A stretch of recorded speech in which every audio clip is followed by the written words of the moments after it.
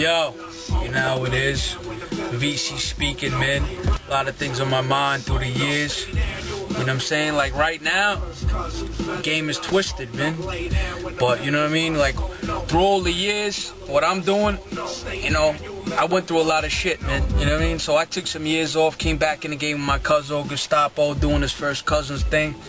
But it's like, you know what I mean? It's like the whole independent game, I'm with that shit because, you know, they try to rape me. You know what I'm saying, with Universal and the whole shit. So my stories might be, you know, filled with a lot of hate. But, you know what I'm saying, I gotta look at it in the big picture where, you know, I was getting 80 cents a record. Now I could be getting $8 a record. So for me to get mad and look in the past is like what? You know what I'm saying? It's just on some hate shit. Me, I gotta look in the big picture like, yeah, you know, I'm touching 30 and all that, yeah, and you know what I mean? But whatever, I got knowledge in the game now. I know how to make a buck. I know if me and my cuz do the right thing. This is a ground they never touched before, this whole Italian thing. You know what I'm saying? Back in 95, 96, really wasn't about a white rapper, Italian rapper. There was no categories and all that. It was about kid being nice. So when they heard Beast, they were like, yo, that kid's crazy. He's with the locks, he's with this. But they didn't know I was Italian. They were like, yo, this kid's black. This kid's crazy. I would go to mixtape spots and motherfuckers would be like, yo, that kid Vise is nice. I'd be like, yeah, I'm Genovese. They'd be like, nah, I know Genovese. He's black. He's nice, dog. He's from Yonkers. I'd be like, dog, listen, I'm Genovese. They'd be like, nah, hell no. You ain't Vise. So that's the shit I went through. It's like, that's where I come from. Yonkers is a mixed up town, dog. It's like, you know, you got Arabs, Ricans, Dominicans, blacks, Italians, Irish, it's all integrated.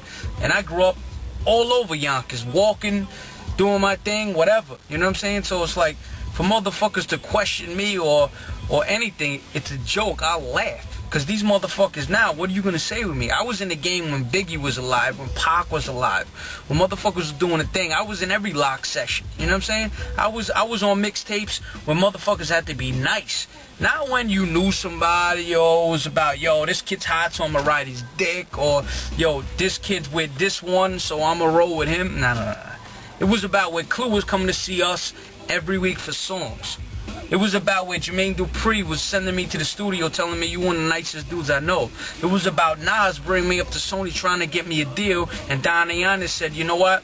He is the nicest dude in the game, but I can't sign him. There's too much politics with his name.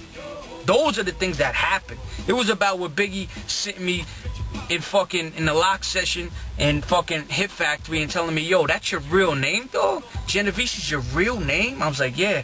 He's like, yo, you gonna make a lot of money, dog. I might have been in Junior Mafia. Biggie died. You know what I'm saying? So my history of the game is crazy. What are you gonna tell me? You know what I'm saying? Like Dre, Mike Lynn, me and Eminem are like this. Which one should they pick? Which one should they pick? Which one should they pick? They pick Eminem. Am I mad? No. They made the right choice. Is it wrong? Right? I don't know. But the kid sold who knows how many records. So I can't say that they fucked up. No. I could have sold maybe the same amount of records. But at the end of the day, they were picking who they were going to pick. Me or Eminem. They picked Eminem. You know what I'm saying? So at the end of the day, I'm history. So if motherfuckers want to like know about me or think they know about anything, they can do whatever they want. But at the end of the day, I never came out. So you can't judge me if he's garbage, he didn't sell, he didn't do this, he didn't do that. You can't say nothing about that. All you can do is hopefully support what I'm doing and fucking pop off. Because at the end of the day, what it comes down to is history. And a lot of motherfuckers don't have history. You know what I'm saying? I look at the game, and the game now is it hip-hop? Is it rap? What is it? You know, when Nas said hip-hop died, I really feel what he was saying. He was basically saying, like, yo, listen, the way the game is now, motherfuckers ain't rapping. They're just making one or two songs, and it's pop, and it's for the radio, and it's considered the best rapper. Like, all right, Lil Wayne's out. Am I dissing Lil Wayne? No. Is he the best rapper? No. You can't say somebody is the best rapper when Jay and Nas is still living and still rapping. I mean, that's my personal opinion. Am I knocking Lil Wayne? No, I'm not. But he ain't the best rapper in the game. But you got dudes who were 18, 19 years old when I was doing my thing in 96, 97, popping off. They were in second grade. So how can I really even judge the game? So when Nas is saying hip-hop's dead, it really is. Because the game is fucked up. But that don't stop what I'm doing. Because me and my cuz got a whole movement of what we're doing. And it's a real story. And when at the end of the day, when I was with Universal, I used to always tell them, listen, I'm a real story. I'm Genovese, that's really my name. Regardless of how I got here is how I got here, but at the end of the day, it's a true story. It's a real story.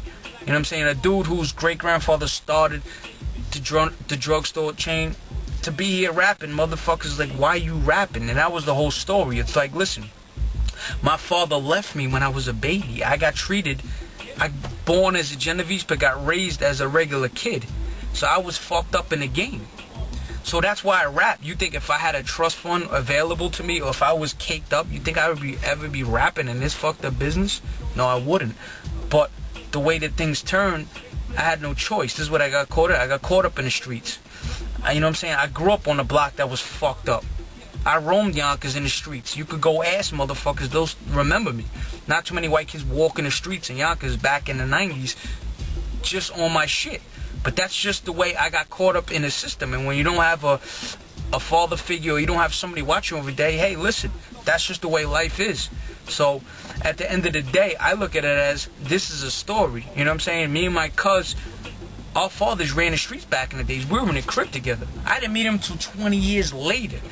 And just to come to find out that he was rapping and doing the same thing I'm doing, come on, dog, this shit is a movie, man. But at the end of the day, I know I got a lot of fans out there. I know I got a lot of people that support me, that never got to see me shine the way I was supposed to because of whatever it was. Well, if I had bad management, well, I had a bad label that didn't support me, or if it was just people blackballing, I don't know. And motherfuckers probably will never know. Maybe I'll know later on. But at the end of the day, I gotta look at it like this. This is what I do. You know what I'm saying? I do it, and I do it as hard as I can.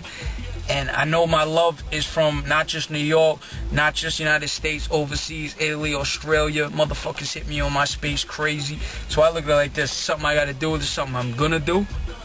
And I'm gonna make it happen. Regardless if I sell fucking 10,000 or 10 million, I'm gonna eat. And I'm gonna show the streets what I could do. And at the end of the day, it's like this. I got a strong crew around me, my family, my close friends around me. And at the end of the day, we gotta look at it like this. It's a business, and it's beautiful to do something that you love to do, and you get love back. Even if it's 10 years later, if motherfuckers ain't hear you for 10 years and they still say, oh, V's, you doing it now, I heard you in 97. That shows me that I got a fan base and I'm loved. And that's more important than any record to be sold, that you got love and you got people that will fucking hit you up anytime from anywhere in the world to say that, yo, I always loved this shit. That's something that touches me more than any check could give me. You know what I'm saying? So at the end of the day, VC speaking. VC ain't going nowhere. VC's here. First cousins. This ain't friends, it's family. Get it right, baby. Why you in the building? You know what I mean?